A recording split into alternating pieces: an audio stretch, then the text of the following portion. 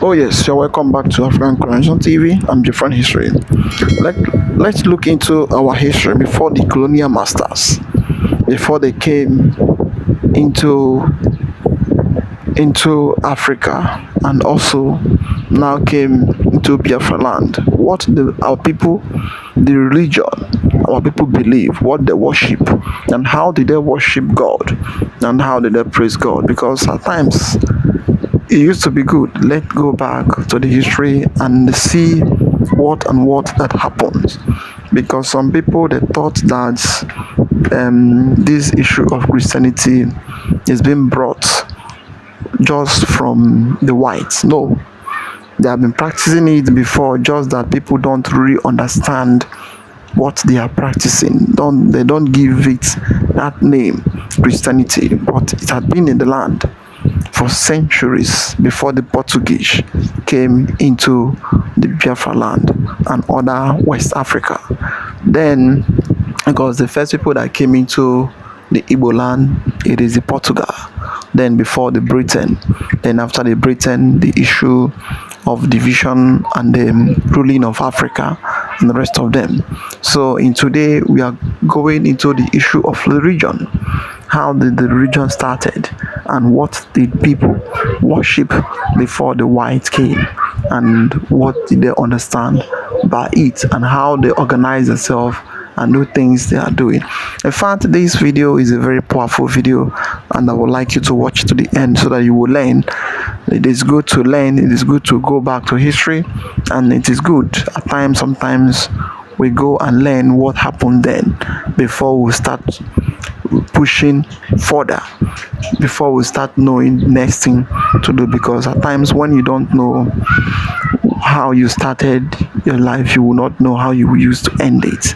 That is what is happening today world. Many things is going on. In fact, I would like you to watch it to the end. As you're about to watch, like, subscribe and share it for everyone to see things happening in Africa. Millennia before the advent of colonialism, the Igbo people of present-day southeastern Nigeria had a surprisingly well-structured religious system. It guided how they understood life, death, morality, and their place in the world. In pre-colonial Igbo land, religion was not separate from daily life. It shaped how people farmed, traded, married, judged disputes, and related with one another. But what did they believe in? How many gods did they have? Was their religion a form of idol worship? This video explains the key ideas behind traditional Igbo religion. It looks at their worldview, their understanding of the spiritual world, and the beliefs that guided their way of life. From the 15th century, the Igbo religion and culture was degraded and or misinterpreted by the European intruders with the specific purpose of legitimizing their own religion and using it to manipulate the people. The result was that after a century and a half of colonialism and evangelism, the Igbo people lost almost all knowledge of their beliefs and their spiritual worldview. Now, scholars are trying to rediscover and piece together the true elements of the Igbo belief system devoid of colonial tropes. The traditional Igbo worldview is built on the idea that the physical and spiritual worlds are closely connected. What happens in the visible world is often influenced by forces in the invisible world. Igbo spirituality starts with the basic principle that the world was created by Chukwu, the supreme spirit of infinite knowledge and wisdom. The Igbo believed that life is not random. Events such as success, failure, illness, and death all have meanings. These meanings can often be traced to spiritual causes. Because of this, people lived carefully, always aware that their actions had consequences beyond what could be seen. At the center of the Igbo worldview is balance. Life is expected to follow a natural order. When this order is disturbed, problems arise. In this case, religion is used to maintain harmony between humans, nature, and the spiritual world. The Igbo traditional religion, Ordinani, centers on the supreme creator god, Chukwu, alongside reverence for nature spirits, ancestors, and the personal spiritual guardian. Ordinary is more than a religion. It is the accumulation of Igbo spiritual beliefs and knowledge systems. Ordinary can be said to be the Igbo way of being. At its core, it emphasizes living in harmony with the earth, honoring one's ancestors, and maintaining spiritual balance through daily rituals and ethical conduct. For the traditional Igbo man, religion is life and life is religion. Every cultural practice of the Igbo man reflects his religious inclination. Thus, the traditional Igbo man does not practice religion, he lives it. At the center of the traditional Igbo religion is the belief in a supreme being known as Chukwu. Chukwu is the creator of the world and the source of all life. Everything that exists comes from him and nothing is outside his control. The importance of Chukwu is seen in Igbo names. Many names express belief in his sovereignty. For example, names like Chukwuka, which means Chukwu is supreme, show that the people recognize him as the highest authority. A key idea in Igbo spirituality, which we will come to later, is that all things have a life force called Chi. Every person, object, and element in nature has its own Chi. Chukwu is understood as the total of all this Chi. In simple terms, Chukwu represents the unity of all creation. This belief shows that the Igbo see the world as one connected system where everything is linked. Chukwu is believed to be all-powerful, all-knowing, and present everywhere. He is invincible and is said to dwell above the sky, yet he is not distant from human life, as he is seen as the ultimate source of justice and order in the world.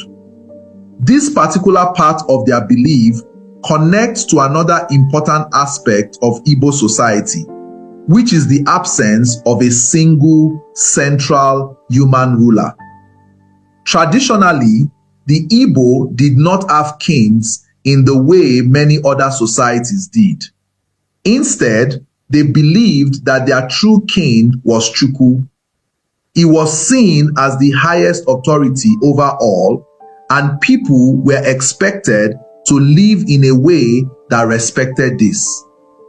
In this way, Chukwu was not just a religious figure, but also the foundation of moral and social order. He represented justice, authority, and the unity of life itself. Even though Chukwu is the center of Igbo religion, he is not usually approached directly. Instead, people relate to him through spiritual beings and intermediaries. This structure does not reduce his importance. It simply reflects how worship is organized in Igbo society. This brings us to one of the most important concepts in Igbo belief system, the Chi. There is the tendency among Igbo scholars to describe Chi as a personal god or guardian spirit. But Chi is actually more than that. It is one's personal spiritual force, Onye na Chia. Chi also encompasses one's luck or destiny. Better still, it can be said that the Chi is the custodian of one's luck or destiny. Success or failure can be linked to one's Chi. But in character with general Igbo thought on the relationship between man and the supernatural, good or bad Chi is not an irrevocable gift. A bad Chi can be pacified in order to reverse the ill hands of fate. It is believed that a person can work hard and propitiate their chi to achieve success.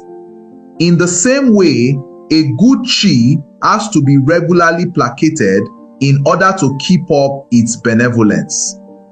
This belief encourages personal responsibility. It teaches that while spiritual forces exist, human effort still matters. The traditional Igbo system of worship involves elements known as Alusi. Alusi are revered as deities or spirits that embody natural forces, moral principles, and various aspects of human life, serving as dynamic manifestations of the divine. They are not independent entities. They function as intermediaries between the supreme being, Chukwu, and human society. These deities, acting as spirit forces, personify elemental powers such as fire, water, earth, and air, which govern creativity, fertility, motherhood, and harmony. One of the most important is Allah. Allah is the goddess of the earth, morality, and fertility. She is deeply respected because she governs both the land and human behavior. Crimes such as murder or breaking of certain taboos are seen as offenses against Allah. Other Alusi are connected to rivers, forests, markets, and war. Each community may have its own important deity. These deities are not just abstract ideas, they are part of daily life.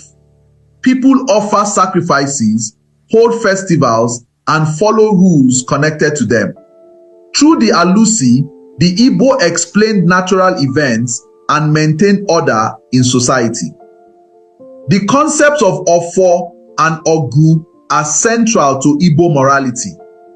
Ofo represents truth, authority, and justice. It is often symbolized by a staff held by elders or leaders. Ogu represents innocence and righteousness. When someone claims to have clean hands, they are said to stand on Ogu. Together, Ofo and Ogu form the basis of justice. Disputes are settled with the belief that truth will always prevail. Falsehood and wrongdoing are believed to bring spiritual consequences.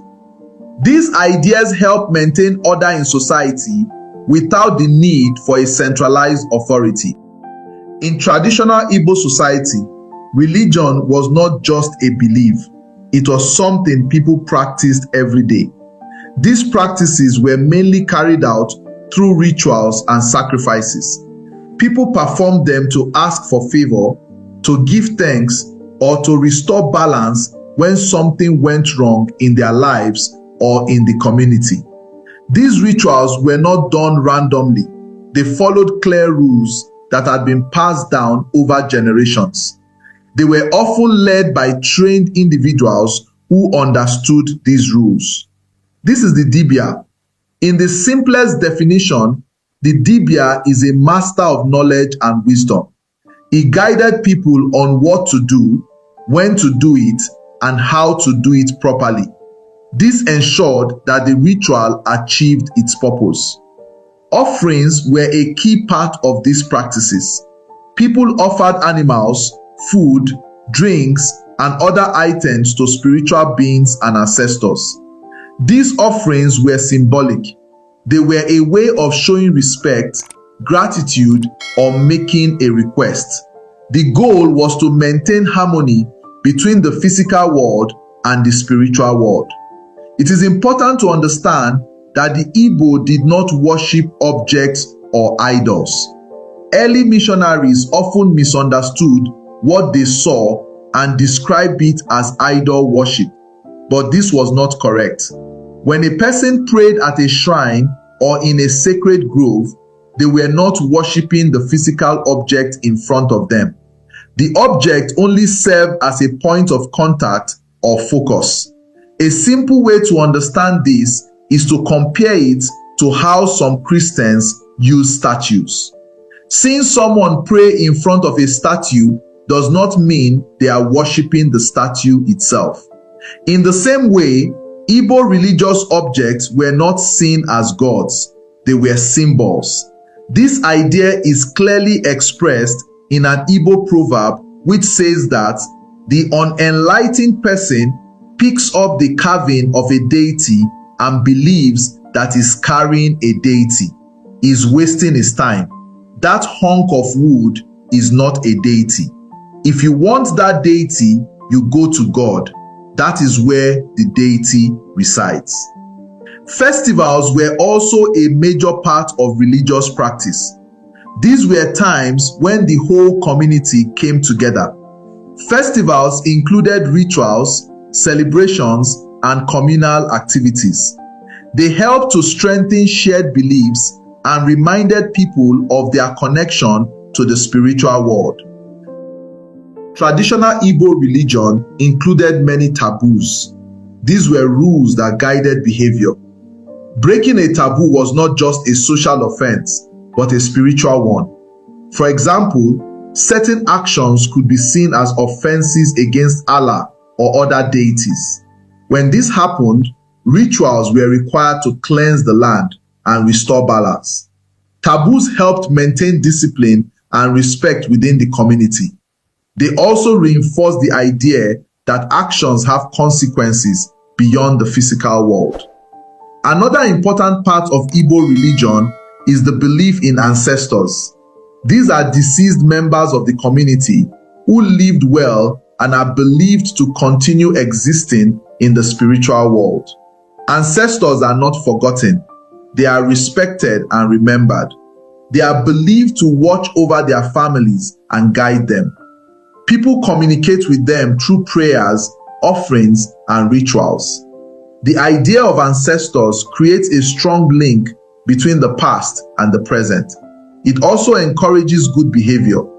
People believe that living well ensures that they too will be honored after death. Death in Igbo belief is not the end of existence. It is a transition from the physical world to the spiritual one. A good death is important. Those who live well and die properly are believed to join the ancestors. Those who do not may not receive proper recognition. Funeral rites are therefore very important. They ensure that the dead are properly honored and accepted into the spiritual world. This belief strengthens the connection between the living and the dead. Traditional Igbo religion before colonialism was a complete system that explained life, guided behavior, and maintained social order. It was based on the belief that the visible and invisible worlds are connected and that balance must be maintained. True belief in Chuku and the place of Alusi, ancestors, and one's chi, the Igbo created a system that gave meaning to life and responsibility to individuals. Even today, many of these ideas continue to influence Igbo culture and identity. They remain an important part of understanding the history and philosophy of the Igbo people. This is a very powerful little brief history concerning the religion of Igbo. That is why at the beginning we tell you that they have been worshiping God in a normal way more than the issue of Christianity. In fact, they have been worshiping God in a normal way before the Christian came. Then everybody start looking at see if they are not worshiping the true God. But everything attached with that religion is attached according to life.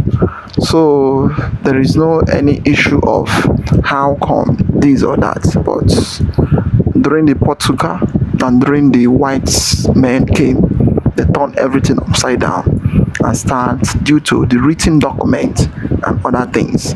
So those who worship their God rightly, they do it right. While those one who did not worship, then the land take the course.